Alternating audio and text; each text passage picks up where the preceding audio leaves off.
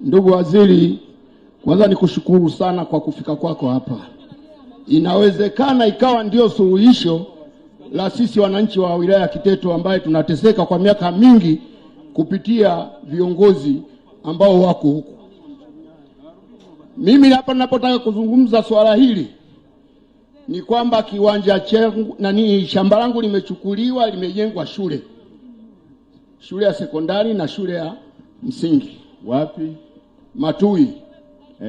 Tuko 6 ambaye tunamiliki eka 51 zimechukuliwa.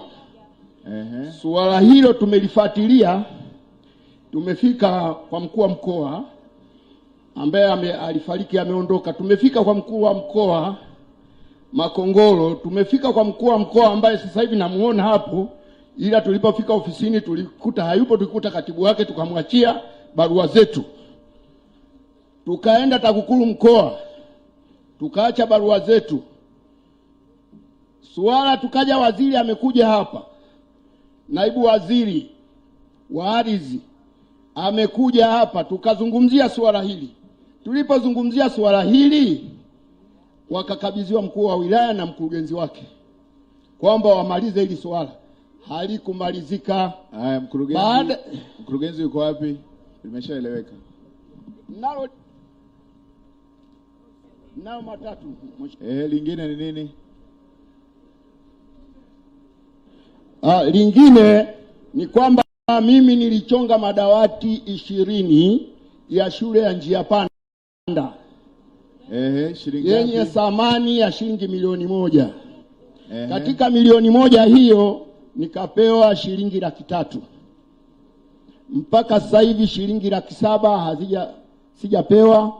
Swala hilo akatupiwa mkurugenzi na barua ambayo ilipelekwa kwa mkurugenzi nazo. Mpaka sasa hivi imekuwa ni kitendawili kuhusu hiyo 700,000. Lingine la 3 ilikuwa mwaka gani madawati? Madawati 2014. Ndio unaweza ukaona kwamba huku chini juu mnafanya vizuri, huku chini kuna nini?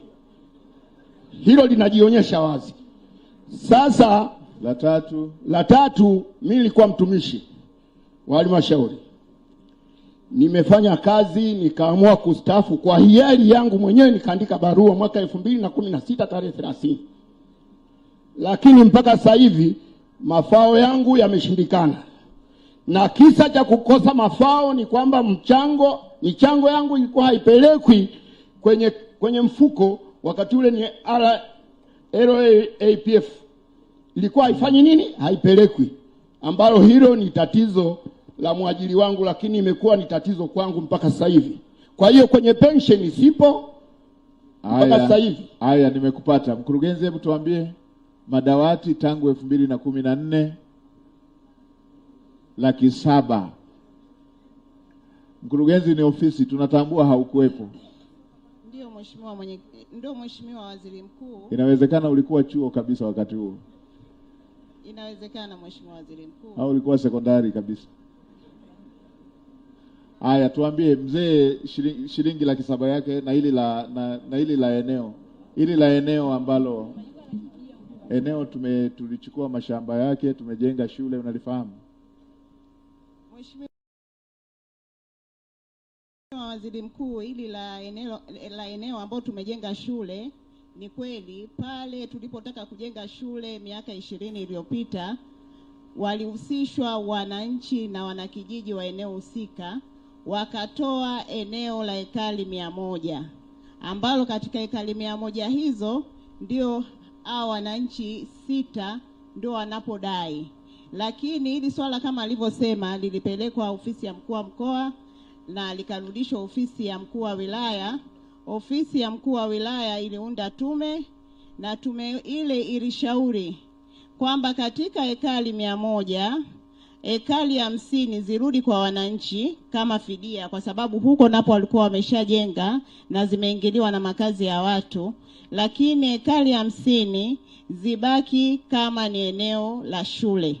Lakini katika hizo ekari 50 ambazo zinabaki kama eneo la shule, katika ile tume ambayo imeundwa ilishauri kwamba hawa wananchi 6 waangaliwe na kijiji husika kulipwa fidia. Mheshimiwa Waziri, ili swala liliingia kwenye baraza la madiwani, lakini maamuzi ya baraza la madiwani wakasema hapana, wasilipwe fidia kwa sababu wao wananchi hao waliingilia maeneo ya shule. Asante Mheshimiwa Waziri Mkuu.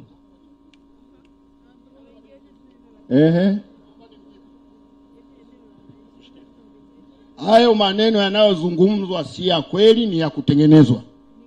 Kwa sababu mkuu wa wilaya aliyopita, kama angekuwepo hapa akapigiwa simu, alitaka kuhakiki kwamba haya mashamba ni ya kweli au si ya kweli. Mashamba haya yamepatikana mwaka 1976.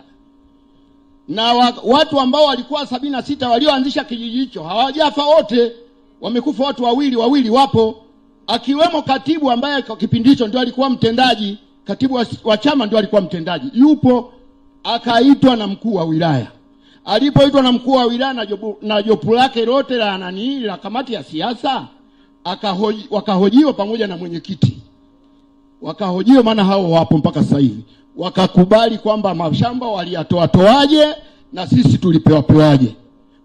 Wakasema haisaidii hilo, andikeni kwa maandishi. Wakaandika kwa maandishi, na hata kwenye barua tulizompelekea mkuu wa mkoa, nakala zile tumeambatanisha, na hata hapa mzigo huko hapa.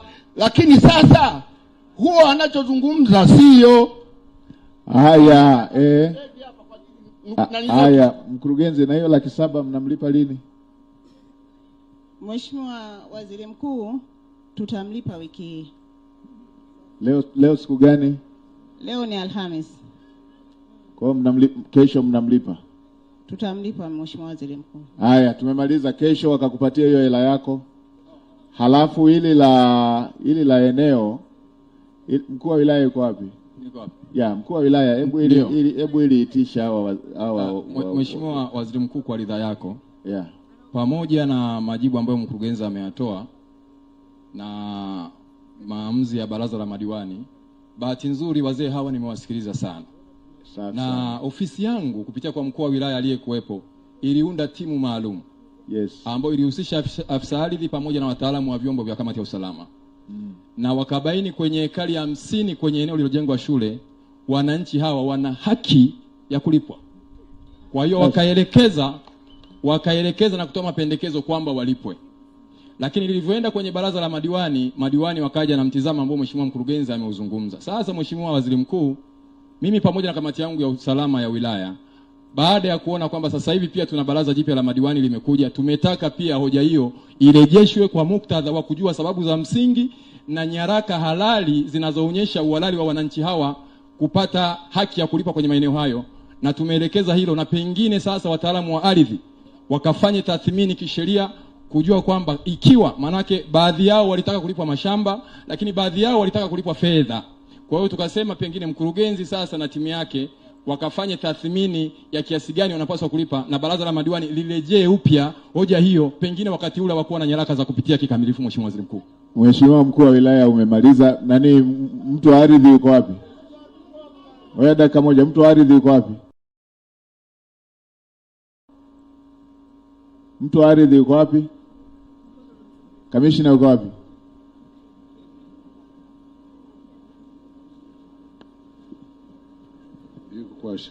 Sasa kamishna, umemsikiliza mkuu wa wilaya alichosema? Mheshimiwa Waziri Mkuu, tumesikiliza. Na ninyi kamati ya usalama imeona hawa watu wanastahili. Ninyi mnapingaje? Mheshimiwa Waziri Mkuu, tumepokea maelekezo tuende tufanye utathimini ili tujue hali halisi ya kiasi ambacho wananchi hao wanatakiwa kulipwa, kwa sababu taarifa ya kamati ilibainisha stahiki ambazo ziko kwenye eneo hilo. Mwenyekiti wa halmashauri yuko wapi? Mwenyekiti, tunajua mwenyekiti ni ofisi, hata kama wewe ni mpya. Sogea pale karibu na mkuu wa wilaya hapo. Mwenyekiti, watu wanaojitolea kupisha miradi ya maendeleo ni watu waungwana sana.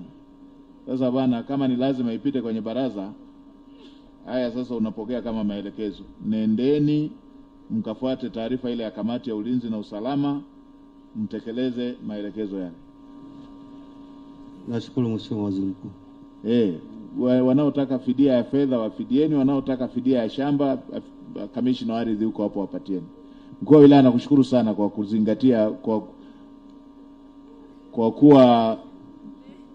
kwa kuhusika na mambo yanayohusu wananchi. Tunataka watu wafanye hivyo. Sasa shida yenu wataalamu, wakati mwingine mnapuzaga mambo haya mnapopewa na viongozi. Sio kitu kizuri hicho.